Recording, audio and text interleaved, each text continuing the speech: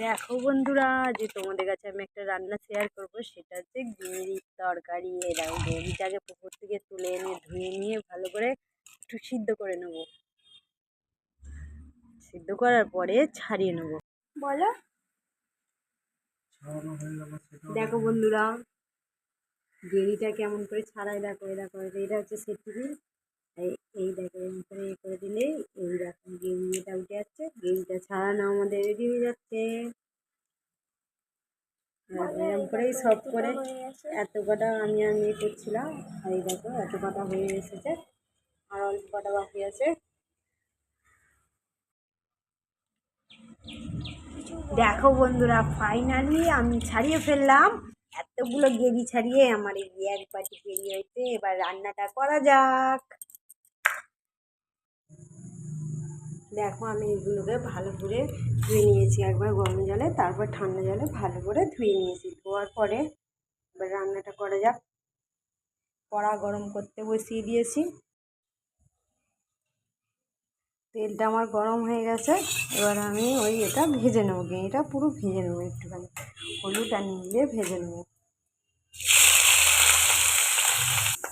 এটা একটু ভালো করেই ভেজে নিতে হবে, নাহলে হাঁসটানি গন্ধ ছাড়বে। ভালো করেই লাল লাল একটু মরমরে করে একটু ভেজে নেবো। কড়াতে তেল গরম করতে দিয়ে দিয়েছি, ওটা নামিয়ে নিয়ে এবার একটু গোটা জিরে দিয়ে দেবো। গোটা জিরে দেওয়ার পরে কেটে রাখা আলুগুলোকে দিয়ে দিতে হবে। আলুগুলো এবারে ভেজে নেব। আলুটা ভাজতে ভাজতে একটু সামান্য নুন দিয়ে দেবো।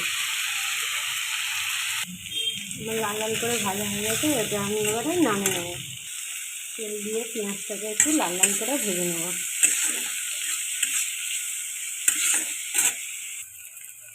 এটা লাল লাল করে ভাজা হয়ে গেছে। এবার আমি একটু মশলা দিয়ে দেবো। আদা রসুন পেস্ট আর কাঁচা লঙ্কা পেস্ট। আজ আমি সম্পূর্ণ কাঁচা লঙ্কা দিয়ে তরকারিটা করবো।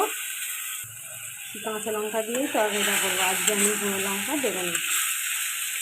এটা একটু ভালো করে ভেজে নিই। এর মধ্যে আমি একটা ছোটো একটা টমেটো পেস্ট করে দিয়ে দিয়েছি। এটা ভালো করে ভেজে নিয়ে এবার মশলাটা দিয়ে দেবো। দেখো ভাজা হয়ে গেছে। এবার আমি একটু জিরে গুঁড়ো, হলুদ আর আমি যেহেতু কাঁচা লঙ্কা দিয়েছি, কাঁচা লঙ্কা দিয়ে দিচ্ছি। এটা ভালো করে কষিয়ে নেব। পরিমাণ মতো নুনও দিয়ে দিয়েছি। এবার একটু মশলার থেকে তেল ছেড়ে আসতে এবার আমি ভাজা আলুটা দিয়ে দেবো।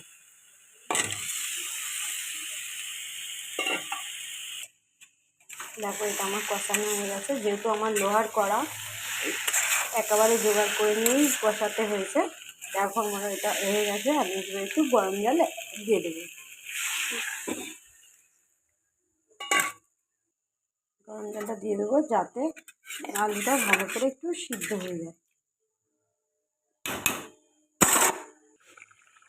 দেখো আমার এটা আলুটা সিদ্ধ হয়ে এসেছে, সামান্য আর একটুখানি বাকি আছে। আমি এবার এটা দিয়ে দেবো। ভেজে রাখার গেঁড়িটা পুরো দিয়ে দেবো। দেখো এদিকে কাজ করছি, এদিকে এটা হচ্ছে, আমি এদিকে আবার রুটির প্রস্তুতিও চলছে। ভালো করে একটু নেড়ে নেব। নেড়ে নিয়ে এটা একটু আস্তে করে গ্যাসটা থাক। দেখো এটা আমার কষানো হচ্ছে। এটাতে ভাজাটা দিয়ে আমি একটু কষিয়ে নিচ্ছি। দেখো আমিও কিন্তু ছোটোবেলায় খাইনি। বিয়ের পর একজনের হাতে রান্না খেয়ে আমার এতই ভালো লেগেছে, তারপর থেকে আমি খাই। আমার তো বেশ গরম গরম রুটির সঙ্গে ভালো লাগে। অনেকের ভাতের সঙ্গেও খায়, আমার তো রুটির সঙ্গেই ভালো লাগে। আমার বরের, আমার মেয়ের, সবার রুটির সঙ্গেই ভালো লাগে। দেখো এটা পুরো একদম শুকনো শুকনো করে নামাবো।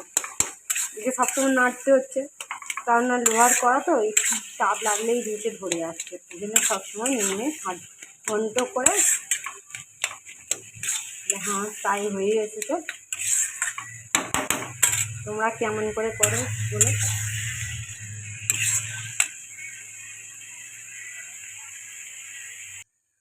হয়ে এসেছে, এবার এটা আমি নামিয়ে নিই। দেখো আমার রেডি রান্না। তোমাদের কেমন লাগলো আমার রেসিপিটা দেখে? তোমরা কেমন করে জানিও, জানিও।